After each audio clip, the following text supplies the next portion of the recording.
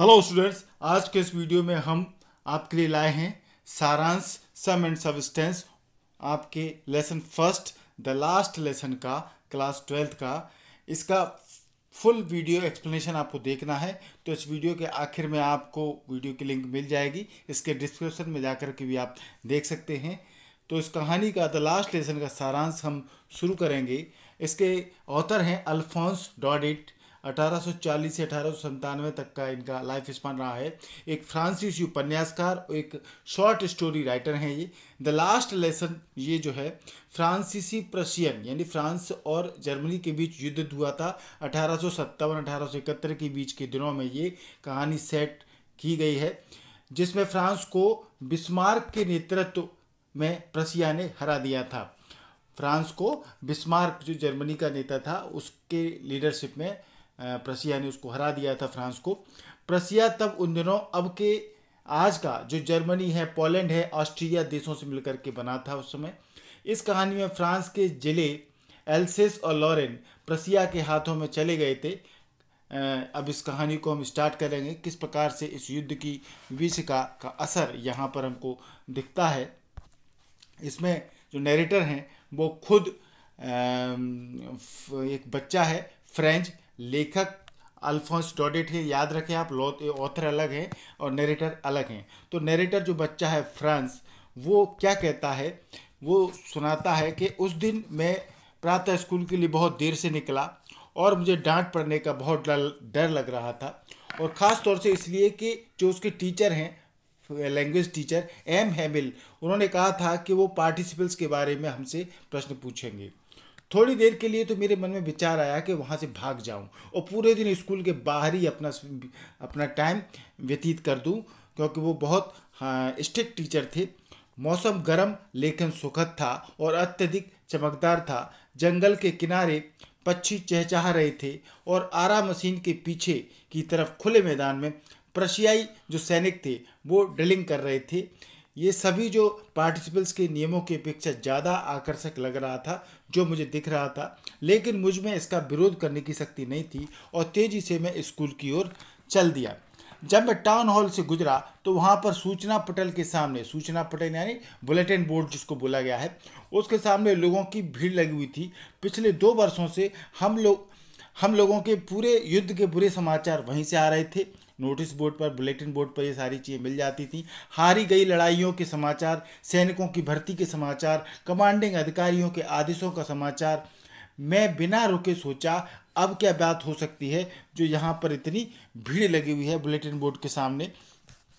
तब मैं जितनी जल्दी वहाँ से गुजर सकता था उतनी तेज़ी से निकला तो एक ब्लैक स्मिथ हैं, लोहार वॉस्टर, जिनका नाम है वेक्टर, तो वहाँ अपने एक अप्रेंटिस, एक प्रशिक्षु जो उनका चेला चपाटा है, शागिर्द है, उसके साथ था और वो बुलेटिन बोर्ड को पढ़ रहा था। मुझे पीछे से पुकारते हुए कहा उसने, इतना तेज मत जाओ लड़के, तुम काफ़ी समय पहले स्कूल पहुंच जाओगे।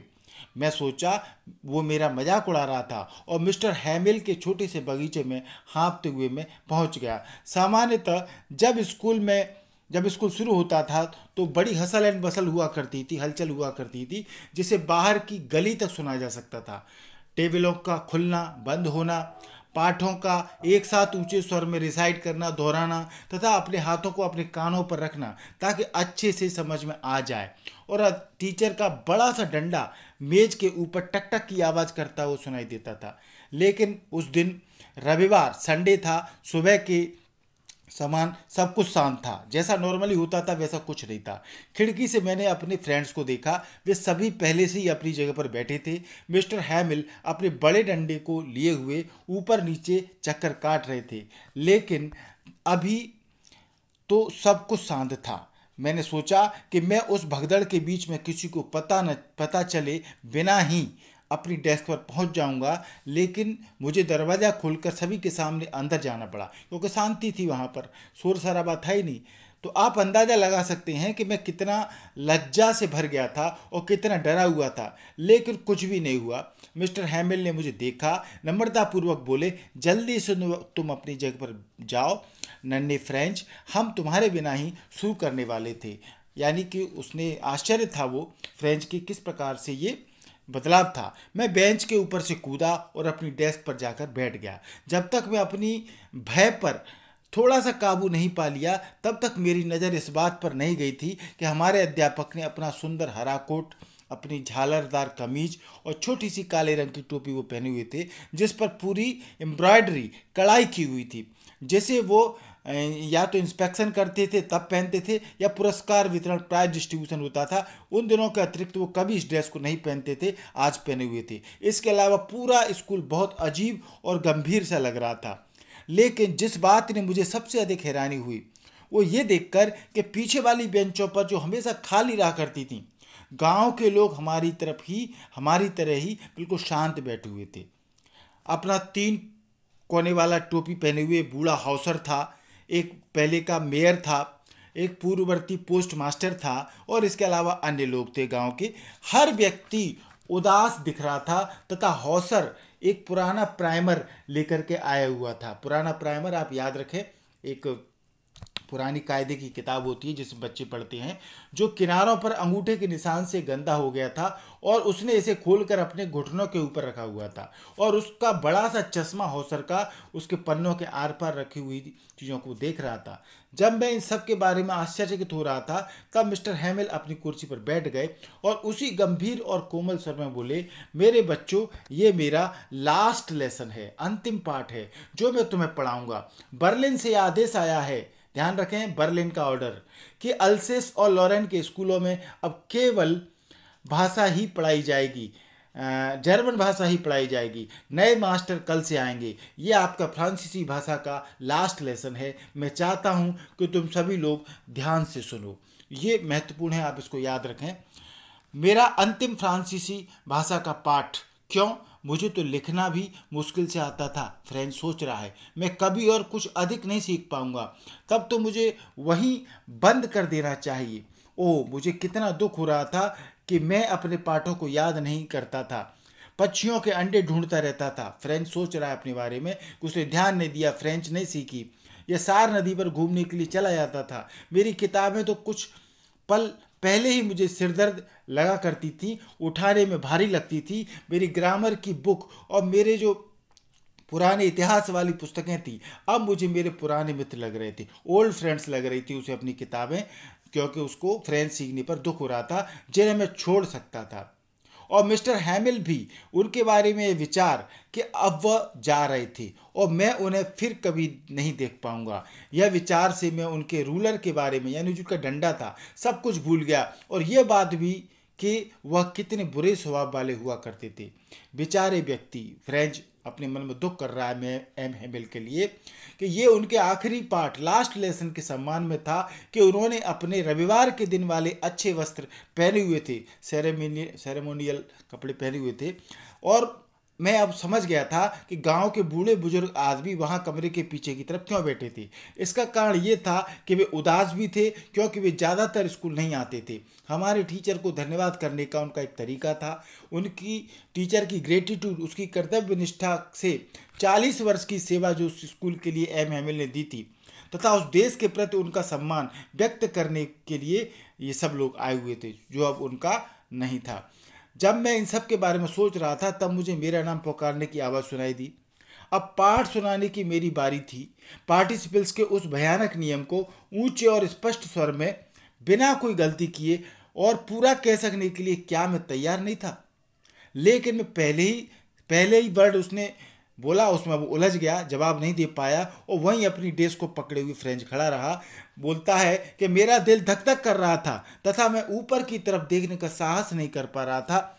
मैंने एम हैमिल को मुझसे कहते हुए सुना कि मैं तुम्हें नहीं डांटूंगा नन्हे फ्रेंच, तुम्हें निश्चित ही काफ़ी बुरा लगा होगा। देखो कैसी स्थिति है, हम हर दिन खुद से कह रहे हैं, अरे मेरे पास बहुत समय है। यानी फ्रेंच, अभी एम हैमिल बता रहे हैं कि कैसे हम लोग जो हैं वो फ्रेंच सीखने के लिए कामों को टाल देते थे। वो बताता है, अरे मेरे पास बहुत समय है, हमें सोचते हैं मैं इसे कल सीख लूँगा, हम टालते रहते हैं कामों को, और अब तुम देखो हम कहाँ आ गए हैं। ओह, अल्सेस के साथ सबसे बड़ी मुसीबत यह है कि यहाँ के लोग सीखने का काम आने वाले कल पर टाल देते हैं। अब वहाँ बाहर बैठे लोग तुमसे ऐसा कहने का अधिकार रखते हैं। क्या बात है, तुम फ्रांसीसी होने का नाटक करते हो और उसके बाद भी अपनी भाषा न तो बोल सकते हो और न ही लिख सकते हो। ये कमेंट है जो एम हैमिल सब लोगों पर कर रहे हैं।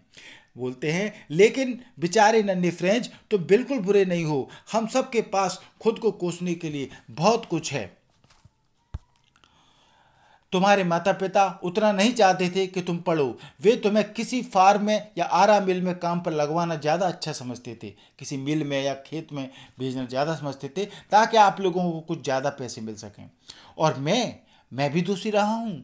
क्या मैं तुम्हें कई बार तुम्हारे पाठ याद करने की बजाय मेरे फूलों को पानी देने के लिए नहीं भेजता था? और जब मैं मछलियाँ पकड़ने के लिए जाना चाहता था तो क्या मैं तुम्हें छुट्टी नहीं देता था?